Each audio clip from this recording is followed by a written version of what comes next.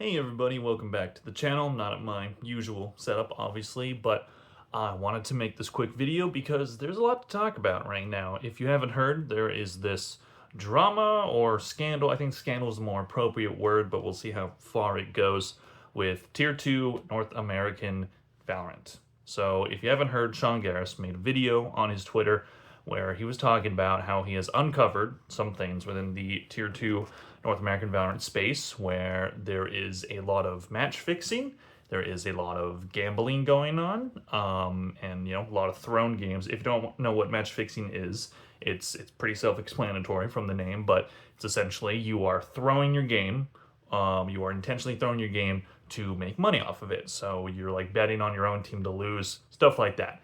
And match fixing is a thing that, in terms of Valorant, we haven't heard a ton about historically, but it has been a problem in esports at large.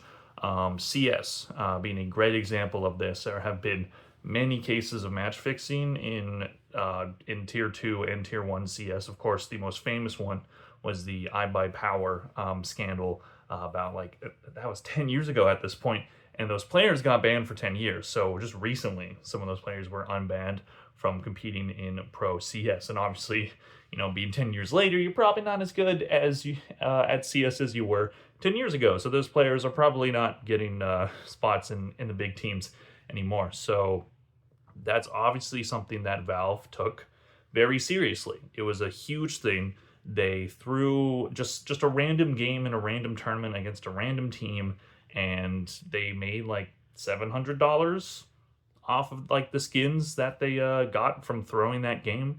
I'm not gonna get too deep into that situation. You can look it up. There's plenty of videos about it. But that was a big thing. That was a big thing. And Valve had a very, very, very harsh punishment for it. And is that something that we're gonna see here? Because according to Sean Garris, Riot is doing their own investigation about it. And apparently there's also problems where some teams are bribing Riot officials.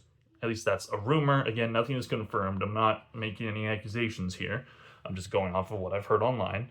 But apparently, people are trying to bribe Riot officials for certain benefits within the game or within whatever else they can benefit from bribing Riot officials for. So that's a huge problem, because then the integrity of the game itself, of the competition itself, from the publisher and the runner of the league, that's a massive issue. We cannot have that. And there are, of course, many, many different problems with Tier 2, and it's been a big discussion. And I'll make a bigger video probably next week after we know more about this scandal, about, Tier 2, but not just about Tier 2, about, the Valorant community at large, about the VCT, about the franchising, because obviously when Riot decided to franchise Valorant Esports, there was a lot of pushback about it. There's a lot of pushback about it, and a lot of people don't like it. A lot of people don't like franchising, and a lot of people, see it as, Tier 1 gets everything, and Tier 2 just gets completely screwed over.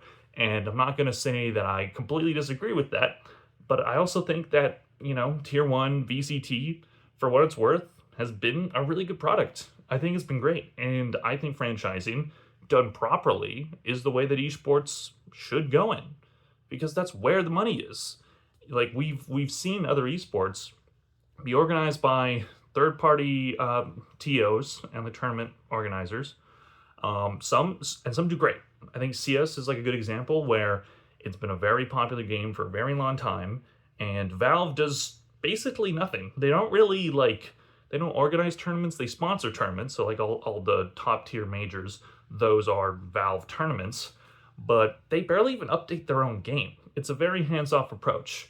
And for some, that works, but also Counter-Strike players, they play a lot throughout the year. There are many, many tournaments that they play in. So like Valorant players will complain about burnouts and all this stuff. And I'm not, invalidating that at all, because some teams, especially all the good teams, play a lot of Valorant. Look at G2. They have played so much Valorant this year. They went to the grand finals of 2 regional tournaments and the first international of the year. They have played, I think, more Valorant than anybody else this year. And the fact that they are still as good as they have been, and only have had like one really kind of mediocre week where they still won the whole tournament, I think it's a testament to how good those players are.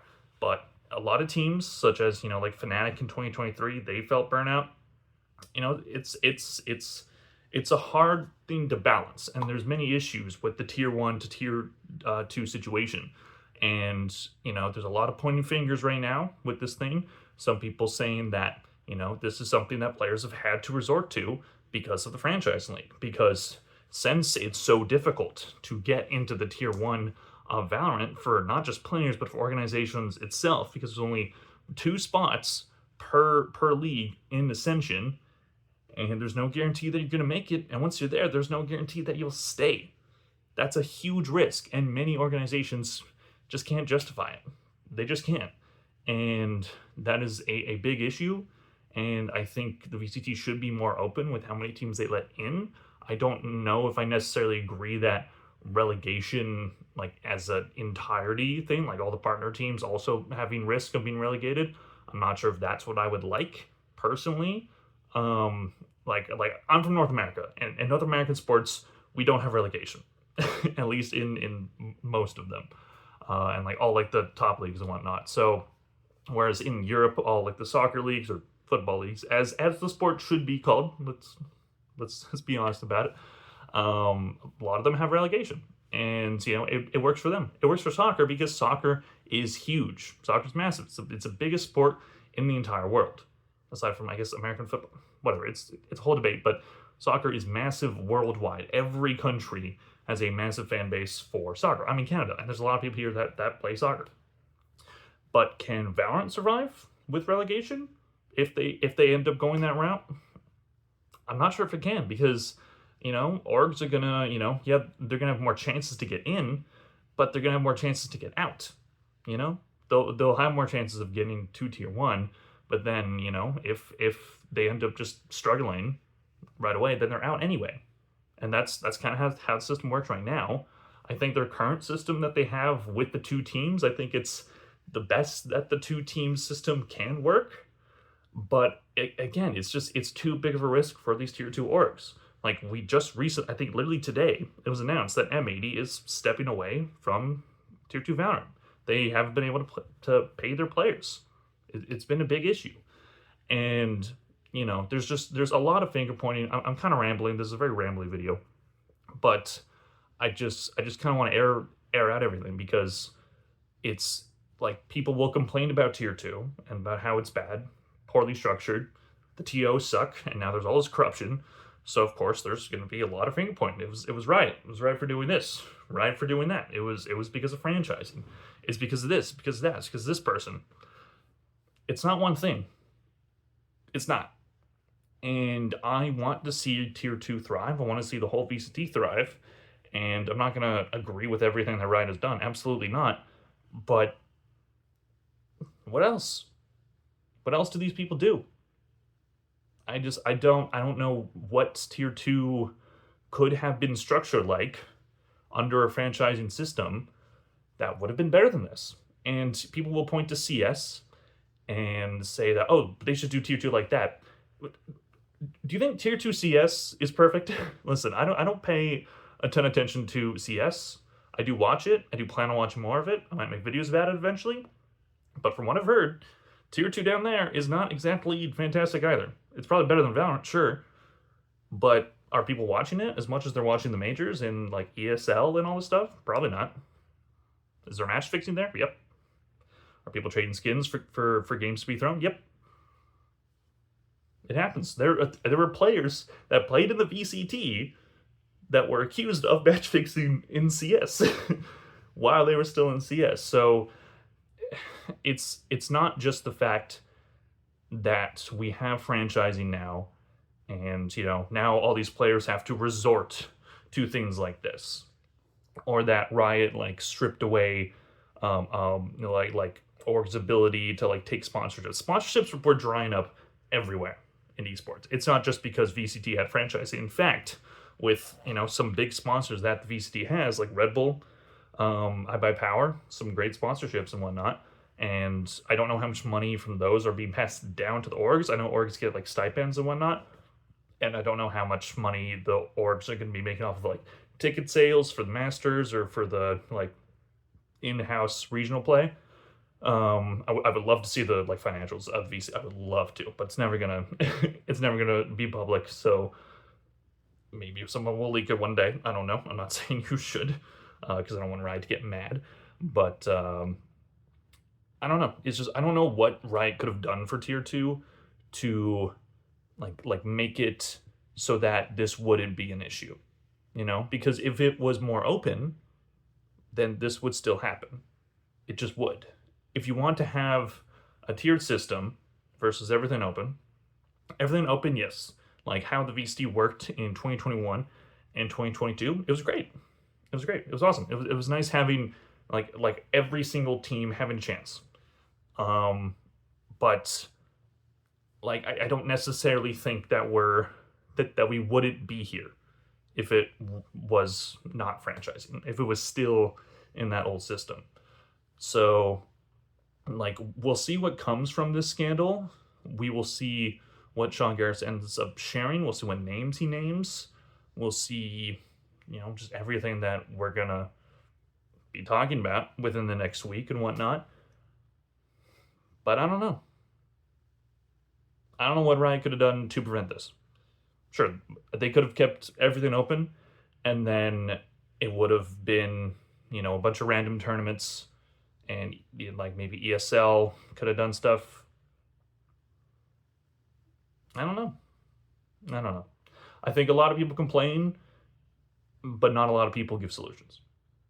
And I think a lot of people that do give solutions based off of how other games are running aren't taking into account that those other games also have problems. Like CS has problems too.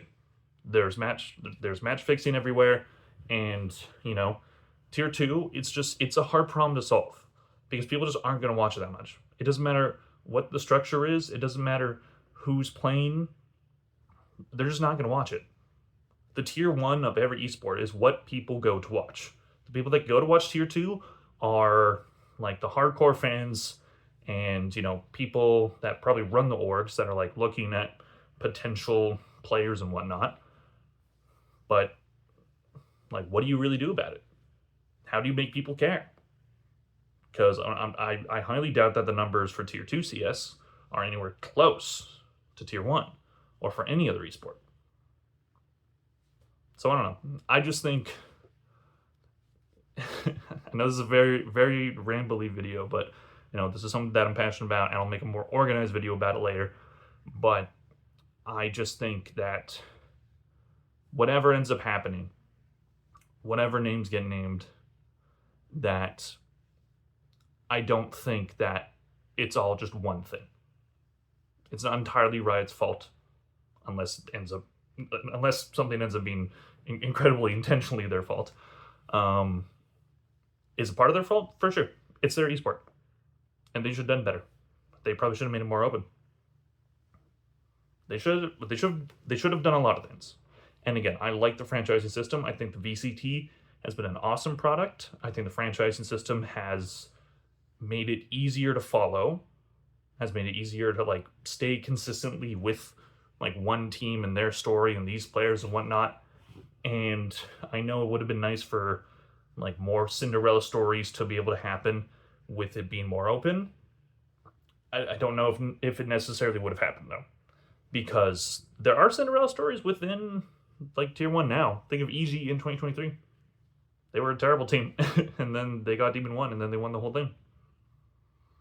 They were the best team in the world after that. So yeah, I don't know. I think I'll be covering this story as it develops. I'll be talking about it more, obviously. And we'll see how it goes. And there are problems with the entire structure of the VCT. Again, this is not me trying to like defend Riot like for everything, obviously. And I have my own problems with the VCT, but what do you do? How do you fix it? How do you prevent match fixing from happening? How do you make tier 2 a good product? How do you, I don't know, stop people from having to resort to this issue, to match fixing, to cheating? These are kids. These are like either teenagers or like early 20-year-olds playing in tier 2. They're not going to make a lot of money off of it. Most orgs can't even pay them. They're not getting sponsorship money. People aren't going to care about most of these players' streams. Why not take the money? Why not throw one match that's pretty inconsequential to get, I don't know, a bunch of money? You can't really blame them. Like, most esports careers don't last very long. Esports is a very hard industry to get into. For a concept of an industry that is, I think, very exciting, that I think is very cool, it is just a pit. Just a pit of, just an empty pit of money. There's not a lot of money to be had, especially at like the tier 2 level.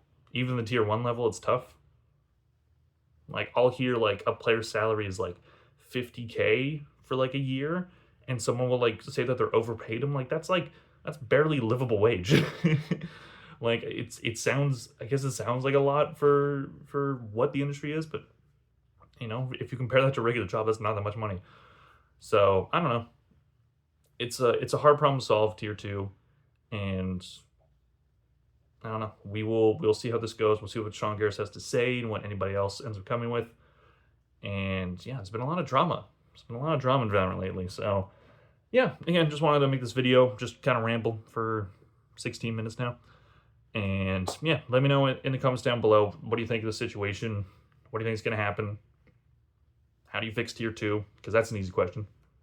That's that's something that a YouTube comment section can fix very easily, especially one with a channel with 4,000 subs. So anyways, thank you all for watching. Really appreciate it. Always appreciate you guys. Again, I'll make a more organized video about this issue once we know more. And yeah, please click like and subscribe if you enjoyed this video.